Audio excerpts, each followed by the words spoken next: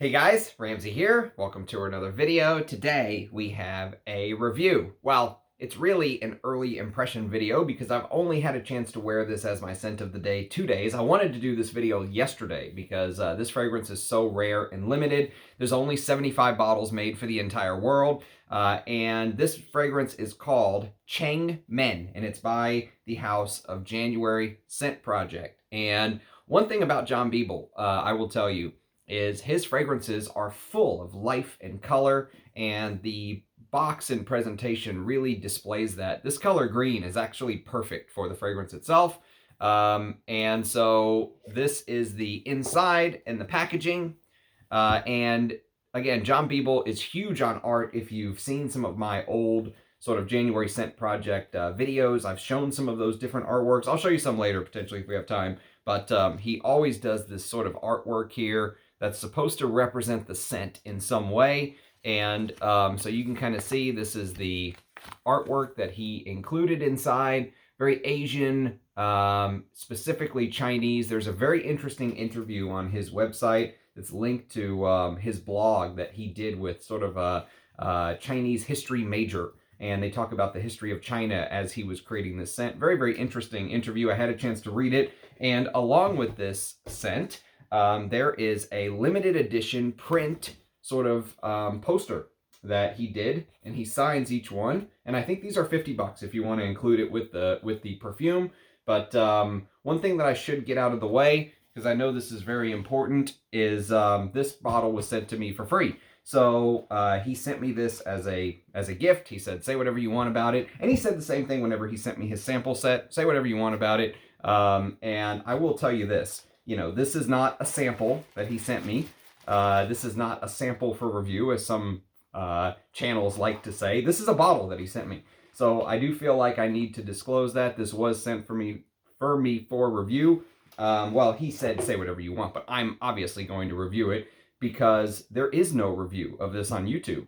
And this is one of his limited edition scents. And, you know, I think it's important to have a review out there instead of somebody having to kind of blind buy it. At least there's some information out there. So with that kind of out of the way, I do feel like, you know, it's important for me to mention that this is not a full review in the sense that I've been wearing this for years and owned it for years. You can see I put a good dent in this. I've worn it to bed twice, and I wore it as my scent of the day twice. So I basically had a chance to understand it and spray it from the word go 4 times. And actually, I'm gonna reapply just because you know, so I can get that opening again. I actually really like this fragrance.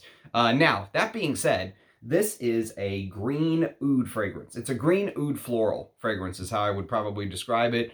And there's 3 different types of ouds in here, but if you've been following my journey, you know that 2023 and probably 2024 is going to be the years of oud for me, maybe even for the rest of my fraghead journey. I just absolutely have fallen in love with oud.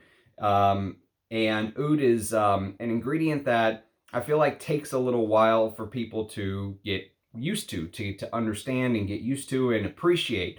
And if you go back to my earlier videos, I will say over and over again, I don't really know oud, I don't understand oud, you know, and sometimes I even said I don't like oud, not in the way that I, you know, saw some of these oud fragrances coming out. So keep that in mind. Sometimes oud is kind of one of those things that you have to go down that rabbit hole. It's just like going down like the vintage rabbit hole, right? Or just going down the fragrance rabbit hole and starting to explore and uncover these amazing smells that are in these bottles. So there's the bottle up close. There's the cap, which I think is kind of cool. And so basically, like I said, this is a green floral oud. And so many folks, when you talk about oud, they kind of instantly roll their eyes, right? And I understand that. And the reason they instantly roll their eyes is because they're thinking, oh God, here we go again. Another rose oud or another rose oud musk or whatever it is, right? Just another generic, boring oud fragrance that smells the same. It's almost the same thing we do whenever we get another designer release that smells like Sauvage or something. We're just like, God, is it ever going to end, right? And for those people who are not fans of animalic, stinky ouds, let's say, they don't want to smell like Indian oud. But on the other hand, they're tired of the same old Mancera, Montal, generic rose oud-like smell. This is almost like the answer to your woes. I have never smelled an oud fragrance that smells like this ever. This is completely unique. Now, that being said, is this my favorite oud fragrance of all time? No, absolutely not. And actually, I think this might be John Biebel's very first time working with real ouds like this, of this magnitude. But you'll get them right away. You'll get them, but they're not ultra animalic. They're not super challenging. You're not going to get that barnyard fermented smell here. This is basically 3 types of oud. Vietnamese oud, Thai oud, which I think is a 30-year-old Thai oud, so a rare Thai oud, and Cambodian oud. Okay, so if you know your ouds, you kind of have an idea of the profile there. It's not ultra animalic to my nose. It's really not that animalic at all, to be honest with you. The oud profile is there, but I don't get a huge animalic type of profile. Let me read you the little blurb, and then we'll kind of go deeper into my thoughts. So here's the top notes. Aldehydes, lemon, bergamot, and fruit notes, with a middle notes of red champaca flower, lily of the valley, accord, mimosa, olive absolute, white pepper, and calaeus root, with a base of aged Thai oud, Cambodian oud, Vietnamese oud, orris root, costus root. Costus is interesting because that can be a very animalic note. Costus can almost come across as smelling like a wet dog sometimes. If you watch some of my vintage Hall of Fame reviews, like for example, Eigner's Super Fragrance for Men from the late 70s has a very challenging Costus note. One of the Amouages we're going to be reviewing soon, Amouage 7, has a very challenging Costus note. The Costus note in here does not give off that sort of animalic, wet animal, like you've slept outside, you know, on a mattress of pine needles. It doesn't feel like that at all. It doesn't feel like an animal that's been left out and has like matted fur. Not at all. It doesn't have that hair-like smell. The Costus in here, I think, just adds a little bit of earthy greenness. So think about, you know, the way that patchouli is used or cypriol is used. I think it adds a little bit to that earthiness, in my opinion. And along with the Costus, you have Fleuve Absolute, which I believe is also known as sweet vernal grass. Don't quote me on that, but I think that is basically another word for it. Cypriol, vanilla, spikenard, sandalwood absolute, benzoin, and musk. So that's kind of the profile. And it says Chengmen, which is City Gate again in Chinese, is a limited edition oud floral musk perfume by January Scent Project, released in 2023. It was actually released right at the end of 2023. The fragrance is an eau de parfum that features 3 oud oils, including Thai oud that's been aged for 30 years. It also includes red champaca oil as a featured flower. By the way, the yield on trying to distill red champaca flower is so small that it's one of the rarest flowers used in perfumery. So that is actually a note that is very interesting to see. For those of you who are in the know like that, that may be something that really makes your ears perk up. Mixed with a bouquet of muguet and mimosa. Olive fruit elicits a rich green oiliness that it advances into sharp, resonant, smoky oud. The base of Chengmen is a complex blending of coumarin-rich resins and earthy roots and leaves. As the perfume develops, notes of deer musk accord, fruit, and costus root suggest an apothecary of smells, elements locked for safekeeping in the glass jars and wooden drawers of a Chinese city's pharmacy.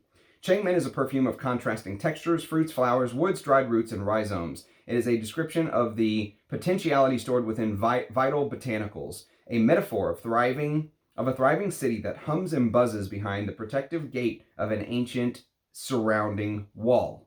Okay, so I think that's actually a really good description because I will tell you, if you have not watched my interview with John Biebel, I would urge you to go do that. He's a very interesting gentleman, very kind, and I'm pretty sure I still owe him some damn samples. I told him I'd send him some samples, then I don't think I ever did. So John, keep an eye out on what you want. Tell me. I need to make that happen for you. But go watch my interview and go watch some of my January Scent Project reviews if you're interested. I've reviewed many of the main, like I think his most popular ones I've reviewed. Like I've reviewed Smolder Rose, I've reviewed Selpernico, and I've reviewed Burvuvu, which is maybe one of the best names for a fragrance of all time, Burvuvu. And also one of the most interesting cedar woody fragrances I think I've ever smelled. I remember it having a very strange mushroom note, but you can get this imagery already of what he likes to create. And what's crazy is he's kind of an artist. So he creates stuff like this. This was Smolder Rose, I believe. And actually, I did these reviews like 6 to 8 months ago, and I can literally smell, I sprayed these cards with the fragrance, and I can still smell it. I shit you not, I swear to God. But what's crazy about it is it does not smell like disgusting, stinky amberwood, something you would think would last that long on a card. Now, to be fair, it was put into this sort of, he gave me this sample set, and it was put in here and closed, so maybe that's why, but the fact that I can still smell it on there is amazing. And so here's kind of my thoughts. Like I said, this is a unique oud fragrance. So instantly, if you're familiar with ouds, you're going to notice that this is an oud unlike anything you've ever smelled. That's kind of the biggest selling point to me. I've never smelled an oud that has this green Asian vibe, okay? And, you know, I say that very specifically because obviously I'm no expert on Asian culture or anything like that, but there are some fragrances that you smell over your path, over your journey of smelling a lot of fragrances, and you just think, man, that fragrance reminds me of Asia. Somehow, some way, there's something in it that reminds me of either Japan or China, Korea. And one of the fragrances that did that, interestingly enough, it is also in a green bottle. It also came out in 2023, but the beginning of 2023, and it's an amouage. It's called Lineage. I don't know if you all have had a chance to smell Lineage. It's a Karine Vachon-Spencer, not one of my favorites from Karine Vachon-Spencer, but it was an interesting fragrance. I have a little sample here. It was kind of a spicy green.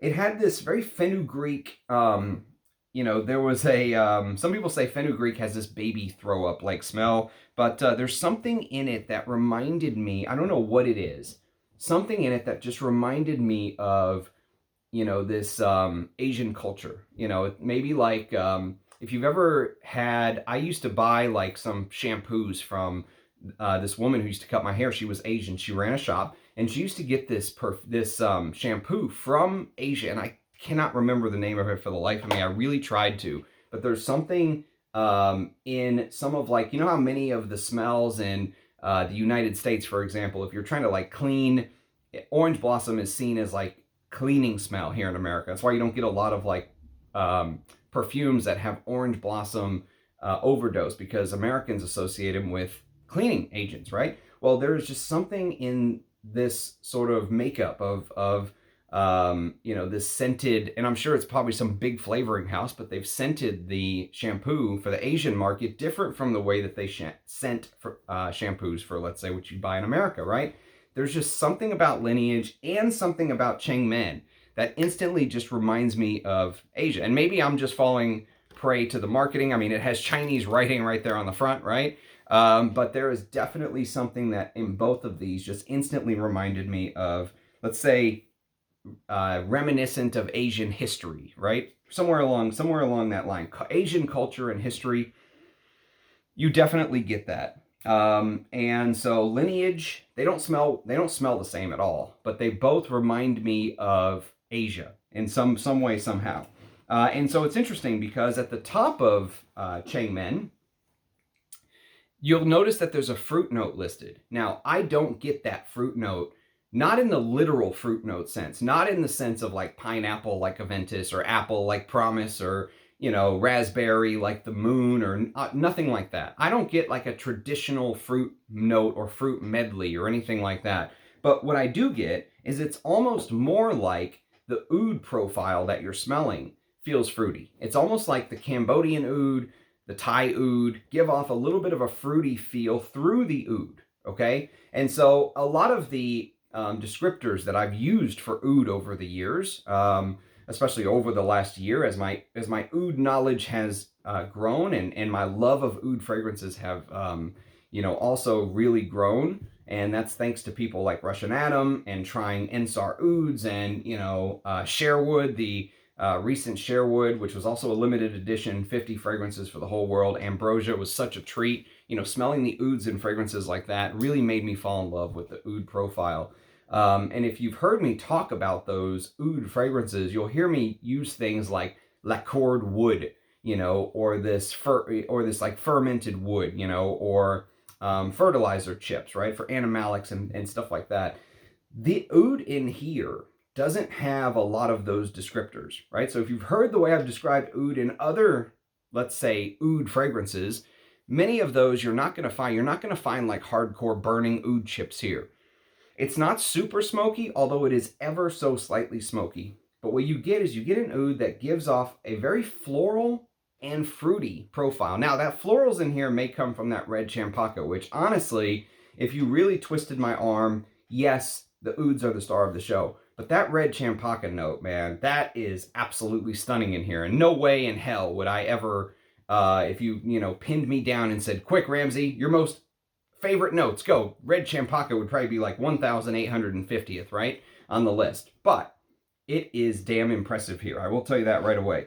And so, like I said, don't imagine the fruit coming through like a traditional fruity note, like you're thinking of normal, let's say, French perfumery with a big fruit note in the top. Think more of the fruit coming through the oud, a fruity oud note. So you get some of that, desiccated wood with a little bit of fruit, okay? And then along with that, if you really want the best way for me to describe the way that it smells, especially in the beginning when you first spray, like I just did 10 minutes ago, is if you just imagine like this Thai oud, okay, this fruity oud with this almost like apple cider. Imagine like cinnamon apple cider smell around Christmas time, right? So there's like this cinnamon apple cider, or there's a tea. It's a red tea. It's called rooibos.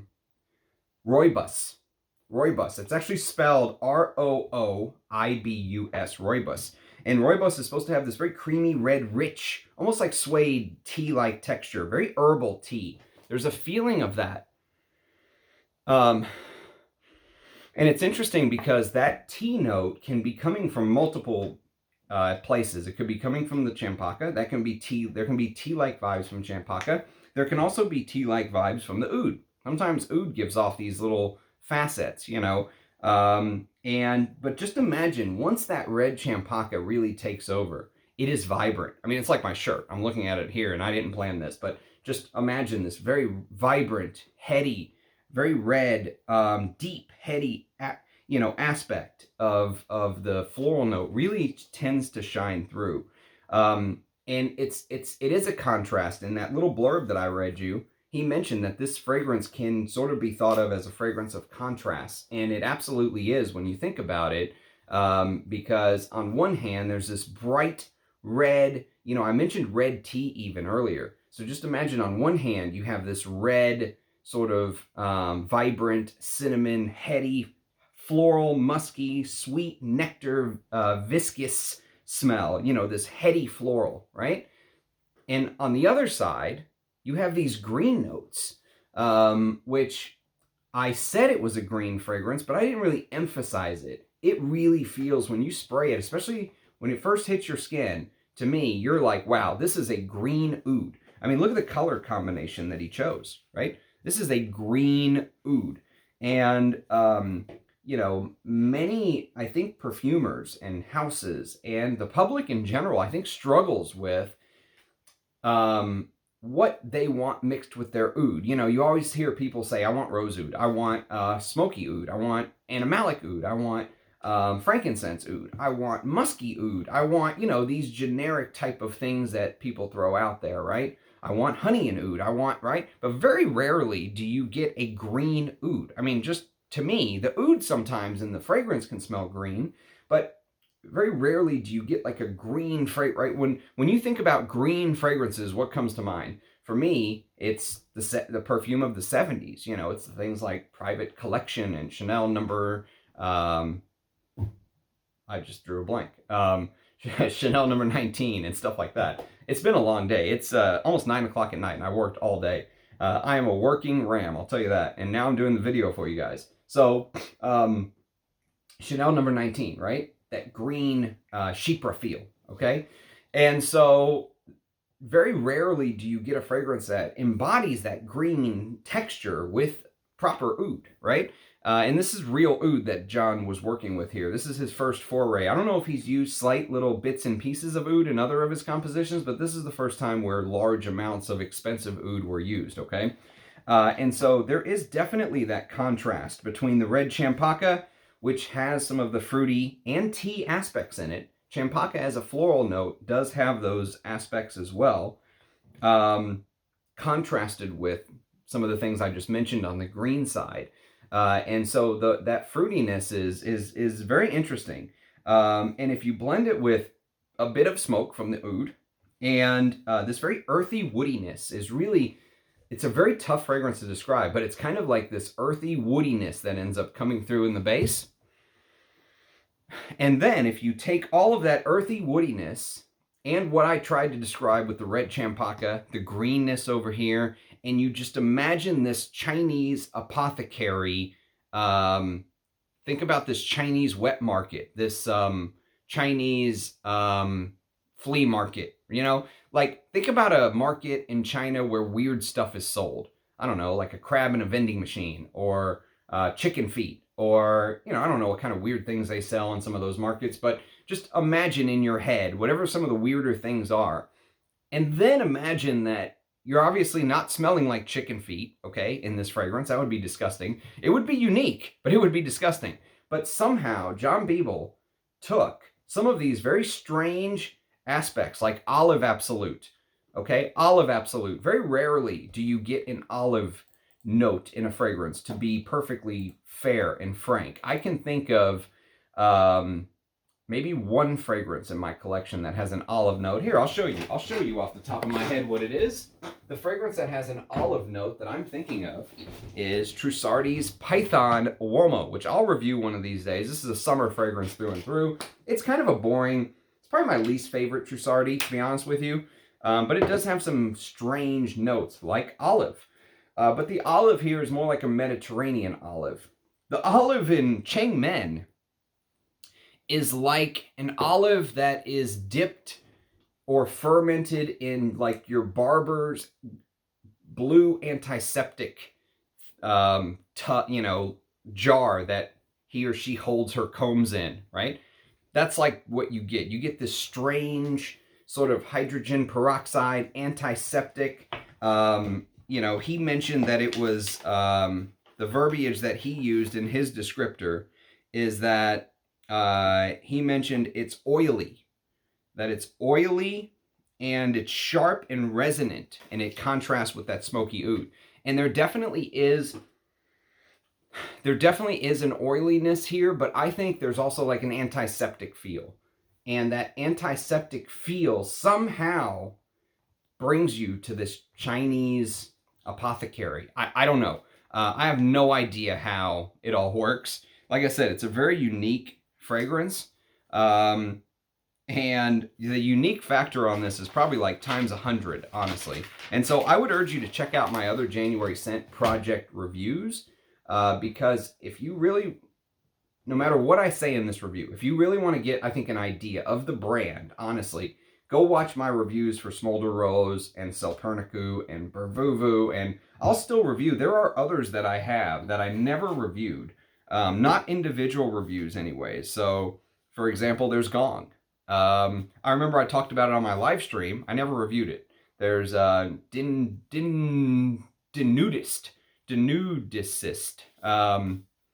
There's the thing for Bervuvu with the mushrooms.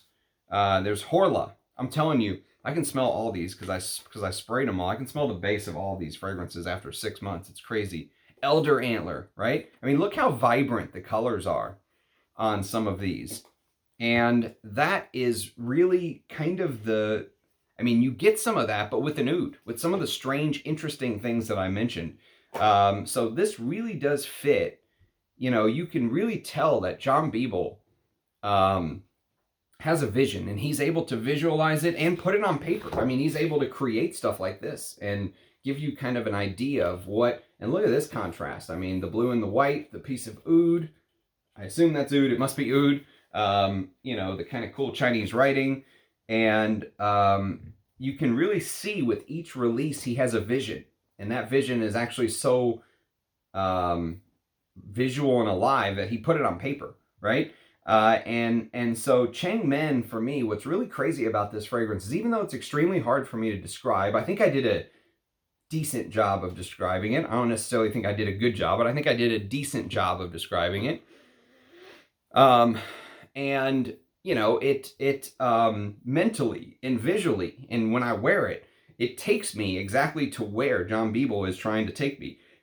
This apothecary smell. Imagine in the base there's like this earthy vine, and just imagine in the base there's also maybe some Chinese veg. Maybe there's like edamame or bok choy, or like this earthy hints of tobacco mixed with the triple oud threat that I mentioned earlier.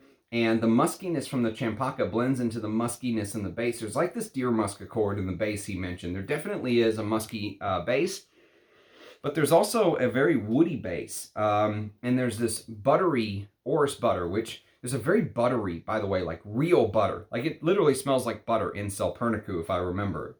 Hard to remember which fragrance is which from that long ago. But I think Selperniku is the one that had this weird, salty, buttery vibe.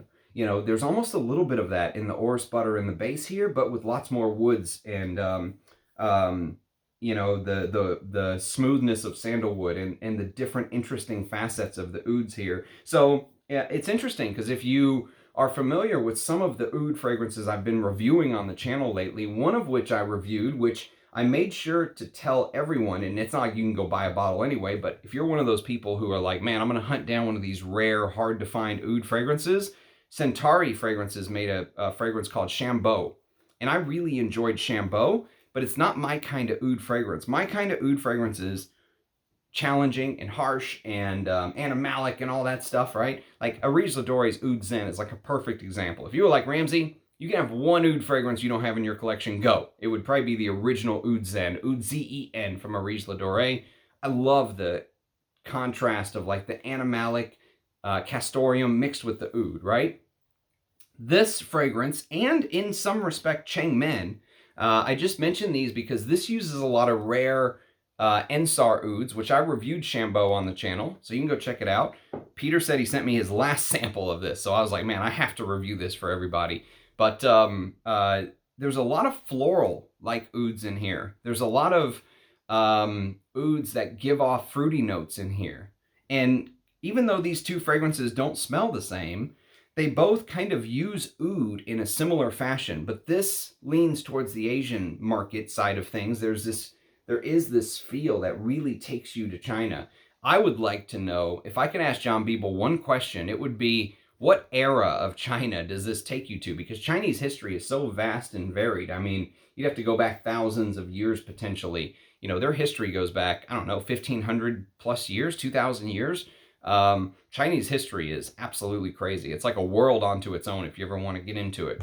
But I would love to know, like, what is there an era that this is supposed to represent, or is this just the idea of kind of China? You know, his guest, the professor who specialized in historical Chinese affairs, she was saying that you know, this idea of borders. She kept talking about this idea of borders and sort of, you know, people and goods crossing the borders, and ideas and people crossing the borders, you know?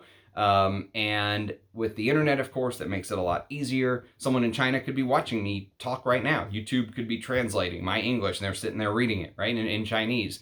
And so this idea of sort of the borders being open and goods flowing through, and hopefully not as open as our southern border, but open nonetheless, where ideas can pass through, and legal immigration. But I digress. Anyways, so that is sort of I'd love to ask John, like, what era of Chinese history were you thinking of when you created this? Because it really is interesting, and I think there's a lot of notes in here that you don't usually see, like the sweet vernal grass. That's a strange note you don't see as often. Definitely the olive note. That red champaka, though, I'm telling you, there are very few red champaka fragrances that I could really point to like this and say, you know, this is a red champaka fragrance that is really worth mentioning. I know Ensar has one called Kiara LTD. I've never smelled it. I'd love to. But red champaka is a very unique note to use in a perfume, because it is, whenever you distill from the flowers, apparently the yield that you get is so small. It is just almost prohibitively expensive to use in a fragrance. So the pros, again, let's go over the pros. Number one pro is the uniqueness. Absolutely never smelled an oud fragrance that smells like this, ever, ever.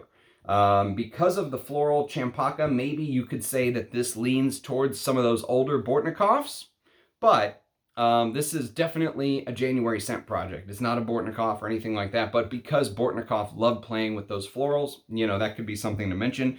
If you like January Scent Project's previous works, you know, if you like some of these, then this is definitely one to try to put on the list. If you're into collecting rare and hard to find fragrances, there's only 75 of these for the whole world, right? So I don't know how many are left. By the way, I should have told you, 50 mils of this is $250. So I guess you could put that as a con. I mean, that is a little expensive for 50 mil, but it's not prohibitively expensive. I mean, with Ambrosia from Sherwood, that was 50 bottles for the whole world. It was $300, and that was 30 mil. And I thought that was worth every single penny. So 50 mils for, you know, $250. I don't think that's terrible. But of course, it's very hard for me to get up here and be like, this is a great deal, and I didn't pay a penny for this, right? So just something to keep in mind. Maybe that could be a pro, maybe it could be a con, depending on how you view the fragrance, right? And the other con, of course, is the very big limited availability. If you're watching this today or tomorrow, then you have a chance at getting a bottle if you want it. If you stumble across this video a year from now, you're probably SOL, and you're going to have to try to find a bottle in the secondary market at, I don't know, 500, 700, who knows what people ask nowadays. I wouldn't be surprised if these pop up on eBay at 1,000 one day. It's just the nature of the beast. When stuff gets discontinued, people think they're sitting on a lottery ticket, right? But anyways, that's kind of my thoughts on it. I hope I've given you pretty much all aspects of the fragrance. You know, I think it's definitely one to... I think there's also samples, by the way. For something so limited, I'm shocked he did samples, but I think he did say there are samples as well. So I don't know how many bottles are left. There is another rare and limited oud fragrance I'll be talking about on the channel very soon, so stay tuned for that. You all know I've been into my ouds lately, vintage and ouds. So I'm very happy and excited to get to do this kind of content. This is honestly the kind of content I want to do. I want to do the kind of content no one else will do, because, you know, for the click bros and the ones who are going to rush to get their new Aventus Absolute review out because they want to get as many clicks as possible, this is not the kind of stuff that they're going to do, because this is 75 bottles for the whole world. It's limited, right? They're going to go for the bigger stuff. They're going to overlook this, as they did. There have been no reviews of this so far. So again, very happy and lucky to get to know and understand this scent. Thank you, John. By the way, I hinted at it earlier, but there are some January scent projects that have been sent to me that are pretty rare and limited itself. One of them is called Atoupe. I think that's one of his previous limited edition releases that gets a lot of talk on fragrance circles. I will review it one of these days. There's also some of these that I never reviewed on the channel, like Gong, not in an individual review, Sarin, you know, stuff like that. So maybe you'll see some more January Scent Project reviews as the year goes on.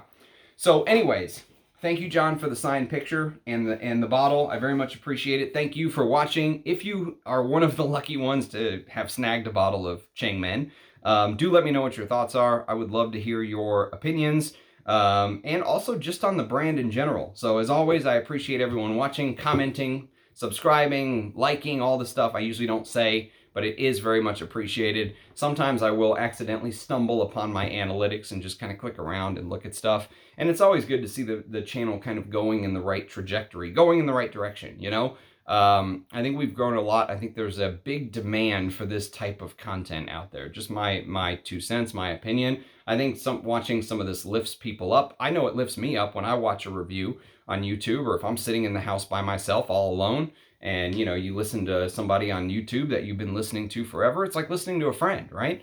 So I understand there's like a community aspect to this hobby as well. And I appreciate everyone who's part of the Ram fam. So thank you everybody for watching. Cheers, guys, and I'll catch you next time. Bye-bye.